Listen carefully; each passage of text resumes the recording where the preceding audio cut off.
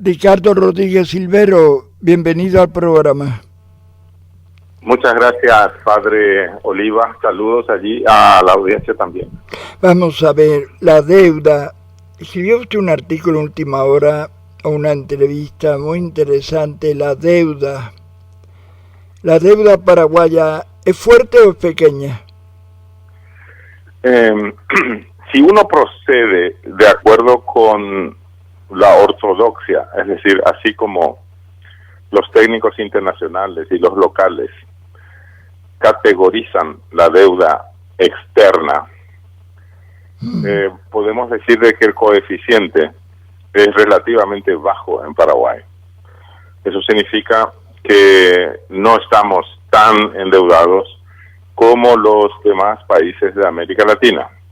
Eso puede ser una fortaleza, poder decir eso.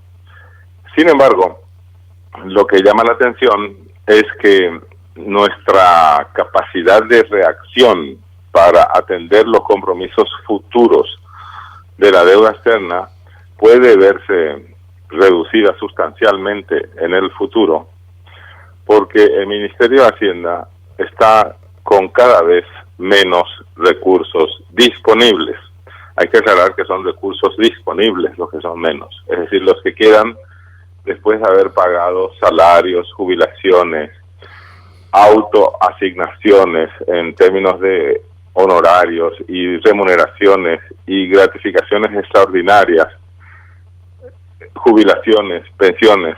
Después de haber pagado todo eso, que son gastos de personal, al Ministerio de Hacienda le sobra muy poco, porque cuando emiten bonos del Estado, por ejemplo, para financiar obras de infraestructura y algunas otras actividades que son sumamente necesarias en el país, esos fondos provenientes de los bonos que constituyen endeudamiento pueden ser destinados solamente a las obras de infraestructura y a esos otros objetivos que se establecen expresamente al hacer la emisión de bonos y al ponerla en relación con las políticas públicas. Es decir, ahora, en los últimos años, Paraguay tiene fondos disponibles que son súper abundantes, pero solo para obras de infraestructura y para algunas otras actividades productivas. No, por ejemplo, para atender las necesidades sociales de la población, que son inmensas, y tampoco para ir combatiendo, por lo menos de a poco, el desastre medioambiental en el que estamos viviendo. En otras palabras, el endeudamiento es relativamente bajo, pero yo veo que la capacidad de pago de los compromisos financieros internacionales de Paraguay puede verse sustancialmente disminuida por la excesiva corrupción que existe en el sector público, sobre todo a los más altos niveles de los cargos públicos, y aparte de eso, por la impunidad que es cada vez más omnipresente. Sí, una cosa, sí. Escuchándole a usted y leyendo el artículo, yo iba diciendo verdad, y después me pegué un susto al final. Usted habla de la gran evasión de impuestos. Efectivamente. ¿Eso es posible? Se estima que en nuestro país la evasión tributaria representa algo así como el 40% de la recaudación potencial, es decir, de la recaudación que se tendría si es que se cobraran los impuestos como deben cobrarse. Pero resulta que la evasión es gigantesca, a pesar de que nuestras tasas de impuestos son relativamente bajas, están entre las más bajas del continente. Sí. Igual la evasión es impresionantemente alta. Por eso digo, si juntamos todos esos factores, la mega corrupción es que están estafando al erario público diariamente y cada vez más, en forma desvergonzada. Y aparte de eso, la evasión tributaria, es decir, los impuestos que deben pagarse no son pagados como corresponden. Y yo me pregunto, ¿cómo vamos a atender la deuda pública externa en el futuro si ahora en el presente ya estamos teniendo dificultades para atender las necesidades sociales y medioambientales? Sí, ahora, doctor, porque no hay manera de remediar esto, porque los grandes evasores no le puede el Estado meter mano, citarlos, obligarlos. o son más fuertes que el Estado. Lo que pasa es que existe algo así como una connivencia tácita y a veces hasta explícita entre autoridades públicas y los que no cumplen la ley. Y desgraciadamente el peor ejemplo lo da el Poder Judicial, que es el que está a cargo de la observancia de las leyes. Si el Poder Judicial no solamente no cumple esa labor de verificar el cumplimiento de las leyes y de hacerlas cumplir, porque los mismos representantes del Poder Judicial están en la mega corrupción, y yo no entiendo, si la ciudadanía no se da cuenta y no alza vigorosamente su voz de protesta, saliendo a las calles, no solamente por redes sociales, y yo no veo cómo podemos solucionar esto. Doctor, la ciudadanía no ignora esto, lo ignora, no lo sabe. Esto la ciudadanía no lo sabe. No lo sabe, no cae en la cuenta. No se da cuenta. Sí. Por eso es que la mayor y la mejor tarea que tenemos todos los comunicadores sociales y también las personas que se dedican al estudio de estos temas es darlos a conocer por todas partes. Aunque los frutos los cosechemos solo muy por delante, tenemos que empezar ya ahora mismo, porque la única forma de combatir esto es educando, educando y educando, no hay otra. Doctor, en mi relación con los bañados, con la gente pobre, no veo ninguna mejora, pero por otro lado usted me dice, y es verdad, ¿no? Hay una gran evasión de impuestos. Y lo que yo veo es, vamos a ver, en términos relativos, en comparación con lo que se hacía décadas antes, yo creo que hoy en día existen por lo menos algunos rubros en el presupuesto público con los cuales se puede atender a la gente muy necesitada. Lo que pasa que eso es como gotas de agua sobre una roca caliente, ya que estamos en un verano tan implacable. Es decir, eso es necesario, pero no es suficiente.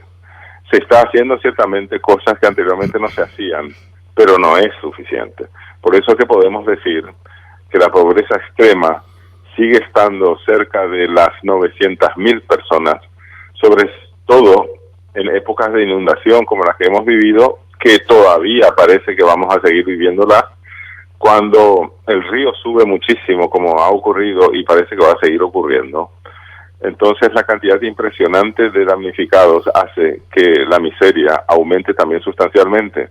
Normalmente son 750.000 los ciudadanos que viven sin poder comer diariamente y sin tener la esperanza de poder comer mañana. Pero cuando hay épocas de inundación, esa cifra sube mucho más, sube 100.000 o más aún. Es decir, ahí está el problema, que aunque nosotros podamos decir de que tenemos crecimiento económico y que el endeudamiento es relativamente bajo, resulta que nuestras políticas públicas están todavía muy deficientes para combatir con éxito la pobreza y la miseria medioambiental. Usted no habla de corrupción, sino ha repetido varias veces una palabra, mega corrupción. Exactamente. Explíqueme la diferencia. Negocio. Es un gran negocio ser mega corrupto en Paraguay, Padre Oliva. Sí. Porque los corruptos pequeñitos, los que se pasan pidiendo gratificaciones porque hacen rápidamente el trabajo, que después de todo yo creo que está bien poder pagar algo porque han hecho bien el trabajo. El problema está en los que están en los más altos cargos públicos, autoasignándose remuneraciones siderales que este país no puede pagar. Ellos son los que están echando por tierra el presupuesto público. Aparte de eso, estoy hablando de pseudo legales autoasignaciones de remuneraciones siderales. Pero aparte de eso, existen también gratificaciones especiales y pagos que se hacen por diversos conceptos que no siempre son necesarios.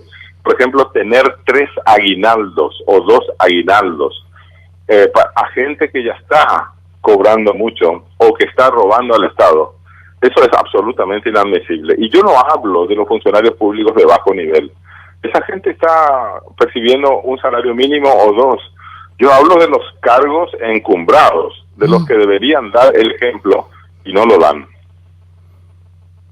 Terrible, terrible, porque la solución que usted dice es que bueno, que el pueblo se levante y lo diga públicamente, pero tenemos una represión muy bien organizada. Antes de que se levante ya está la FOPER preparada.